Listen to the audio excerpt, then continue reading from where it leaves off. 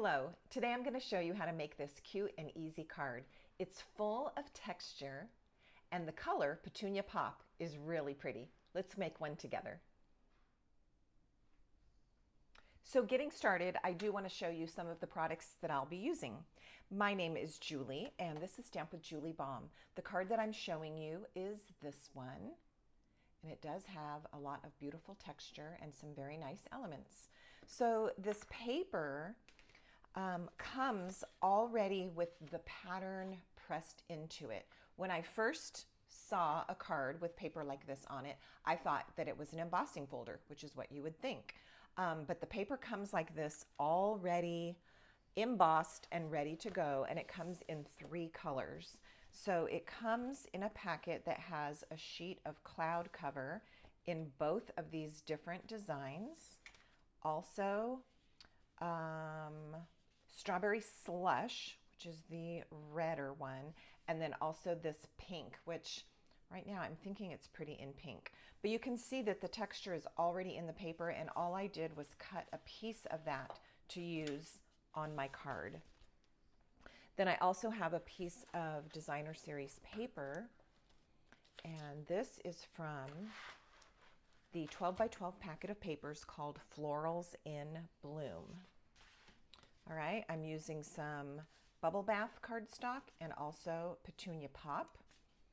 And then we're going to be using some embellishments as well. I've also used the Spotlight on Nature dies. And so I chose 2 sizes. There is this one and this one. And so there's 2 sets of circles. On this first set of circle, it would be size number 2 and 3 if we're counting from the center. And that's what I chose. So here is my bubble bath die cut circle, and here is the white one. All right. The other thing that I wanted to show you is this gorgeous piece. Now this one is done with an embossing folder. Part of the celebratory SIPs suite of products includes 2 embossing folders. I have used this one and showed it in videos, the Glass and Gardens, the one that looks like a crystal glass. This is the second one of Glass and Gardens, and it is a beautiful floral. So I'm very happy to be able to show that to you today. And I used my bubble bath cardstock and ran it through my Stampin' Cut and Emboss machine to get that beautiful impression, that yummy texture. All right, so let's go ahead and put the card together. I'm beginning with a white piece, and this is thick cardstock. This is 4 1/4 inches by 11 inches. I have made a score line and folded it at 5 1/2 inches. Then I'm going to use my Petunia Pop piece. It is 4 inches by 5 1/4. It's going to get glued onto the front of the card.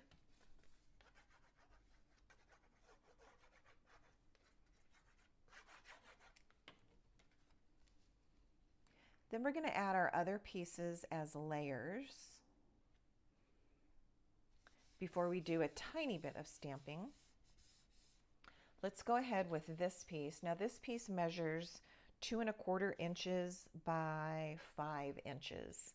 I did go ahead and emboss a longer piece of the bubble bath cardstock, and then I cut that piece down to the size that I wanted. Because of all the texture on this, you do want to add a little bit of extra glue because it's going to dip down into some of those crevices. And I think I'm going to turn it this way and add here to the left side of the card.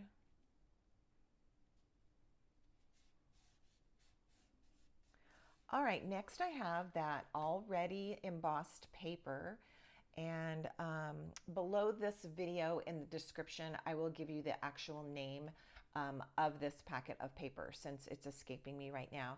I have a piece of the cloud cover with the little floral print, and I know that these are foil. Foil is in the name.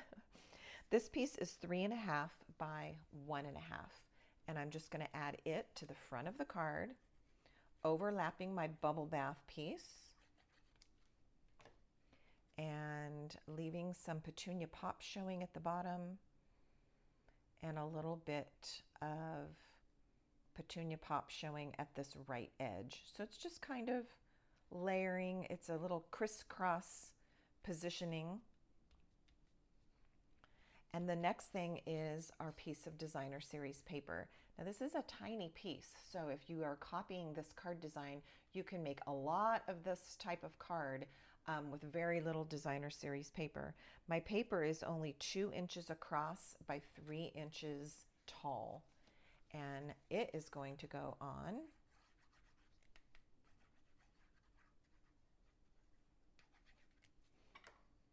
And again, I'm just positioning it so that I still get to see my edges of the foil paper, my edges of the pink paper, and leave a nice border here. There isn't really a precise location of where this goes. You can just kind of dry fit it at first and see what looks good to you. And that's what looks good to me. I'm checking kind of all of my angles and edges to see if it looks straight compared with all of the other pieces. And that looks good to me. All right, next, this part is really easy. We're going to take some of this yummy ribbon. Let me show you the spool and tell you what it's called. It's called Petunia Pop, and it is an iridescent ribbon. So it has a lovely sheen to it. It's very soft and pliable, and I really, really like our ribbon that is this width. I think this is a 1/4 inch. This is a 1/4 inch width. I don't like ribbons that are too wide. I think they're difficult to use. There is another Petunia Pop ribbon that you might have. This one is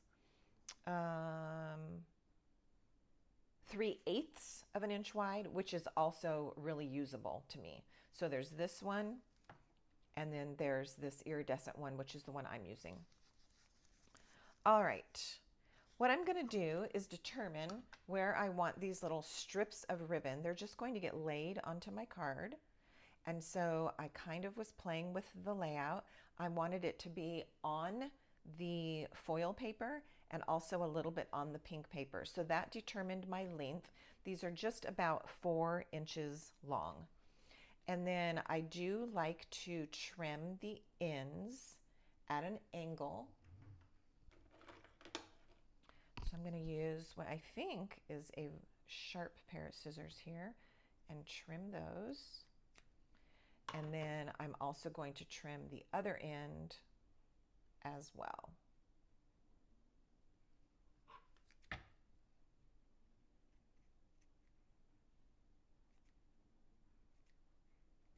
Okay.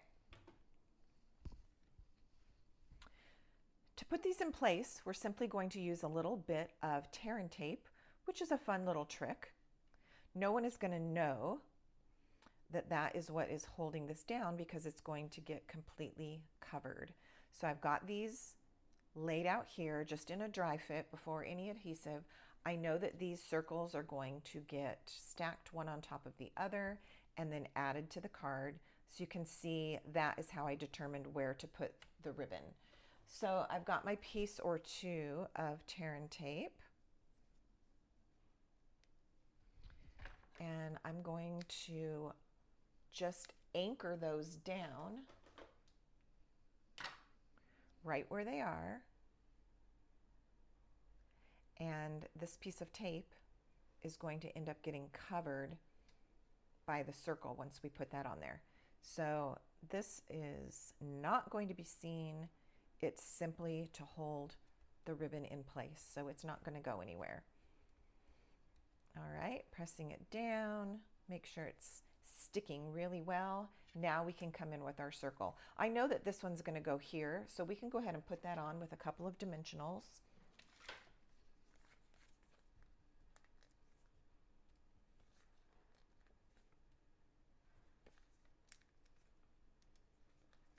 Three might have done just fine. I chose to go ahead and use 4. And we'll put this in place. Then we'll do our simple stamping. Okay, this is going to intersect where, this is going to cover the intersection of all three of these papers and also at the same time cover up that tear and tape. Like so. So that is in place. This is what we're going to do our stamping on. I have a garden green ink pad, and I have the word hello. This is what I'm finding. I'm finding that I'm using this stamp set quite a bit in conjunction with this one. Now, these are available as a suite of products, but because this one has no words, I obviously am looking to pull a word from a different stamp set. And I like the size of this hello and the simplicity, so that's where I pulled that from. The other stamps that I'm going to use to finish this card are from Pretty Florals. So you'll see that. Actually, now that I said that, I'm using Pretty Florals on Simply Saturday episode that is coming up. For today's card, I will go ahead and finish it with this. So we're only using this stamp set, the word, and then we're going to use these stamps here. All right, so I'm going to stamp my hello in garden green ink and just try to get it in the center of my circle.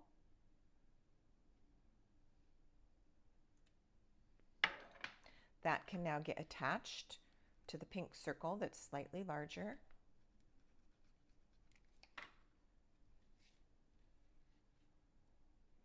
And there we have it. All of this texture really makes this card attractive. You have the texture that we created on our own using the embossing folder, the texture on the foil paper that was already created for us, this lovely texture on the Spotlight in Nature dies, and then even aside from that, our ribbon has a little bit of texture and of course that iridescent shimmer. So there's a lot going on even though it is a simplified layout. So we'll do a little bit of stamping on the inside. I would like to put, let's see, the stem and this little bunch of flowers. So we began stamping here with garden green. We'll just continue that, and I'll do a garden green little leafy bunch here.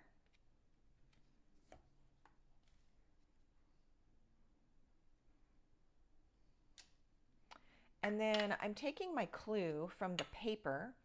This little image here is colored with Secret Sea and also cloud cover. So I think that what I will do is stamp my flowers in cloud cover. Cloud cover is one of the 25 to 2026 in colors. It also sadly had a problem being developed and put into the ink pad. It wasn't stable. However, you can get a cloud cover re-ink bottle and just create your own little mini ink pad with our empty or blank little ink pads. These are little 1-inch cube ink pads. So what I did is I put my cloud cover ink in there. There's nothing wrong with the ink. The problem that they were having is when they turned it into a firm foam ink pad, that is where the discrepancy was occurring. So I'm just using my homemade cloud cover ink pad. Works just great. So I'm inking up my flowers, and we'll add that to these stems. This is a 2-step stamp, so you can just line up the images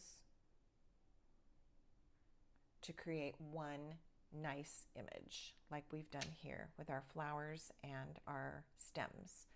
All right, then I think I'll also add just some words, and let's pull from something here. How about the "You Make Me Smile"? And now I will go ahead and use the Secret Sea. Like I said, I'm pulling my colors from that teeny little bunch of flowers that almost got cut off of this piece. Secret Sea is a dark, dark, dark blue. I'm finding that I use it kind of as a substitute for black. If I was going to do something in black, I take a second thought and wonder what it would look like in Secret Sea, and it's actually quite beautiful.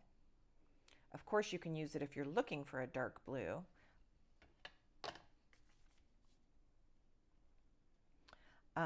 But I'm also finding that if I thought I was going to reach for black, maybe give it a second thought and go with Secret Sea. There we have a beautiful image. I love the font of that stamp. The last thing that I think this needs is just a bit of embellishing. So I have the 25 to 26 in color, or 25 to 27. Oh, earlier I did say 26. So the in colors that I've showed today are for this year and then all the way through next year also. So 2025 to 2027. And these are the in color flat pearls. And I'm going to use the Secret Sea flat pearls on my card. All right, I'm going to use 3, and I am going to use a large one. I don't know about you, but smaller embellishments are very easy to use. They fit in lots of places and look really good. Sometimes it's harder to think about where to put a large one, and so when I can imagine it, I want to go ahead and use it so that I don't end up with a bunch of leftover flat pearls. So I'm going to use a large. I think I'll use a medium also.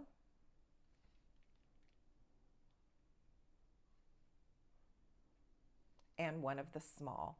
And all this did was kind of balance out the pink and the purples that are going on. I feel like pulling in that Secret Sea color added some depth and gave this a little bit better balance than if I had used something pink or light and shiny. And so there we have it. We have our hello card with lots of texture and some beautiful little accents. Thank you so much for watching today. I will put some information for you below this video in the drop-down box. If you're watching on your mobile phone, there is no drop-down box. So if you'd like to get that information, make sure that you check out a video every now and then on your laptop or on your tablet. Thanks so much for watching. See you next time.